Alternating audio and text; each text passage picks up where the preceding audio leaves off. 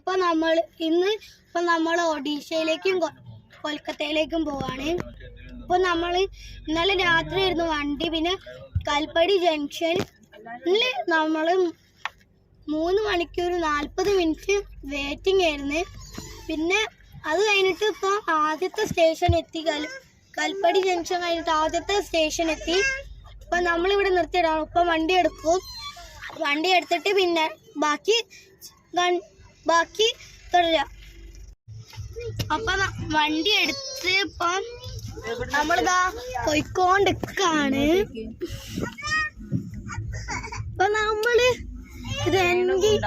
രണികുണ്ട ജംഗ്ഷനിലാണ് വണ്ടി എടുത്തത്. കാൽപ്പടി ജംഗ്ഷൻ കഴിഞ്ഞിട്ടില്ല ആദ്യത്തെ സ്റ്റേഷനാണിത്.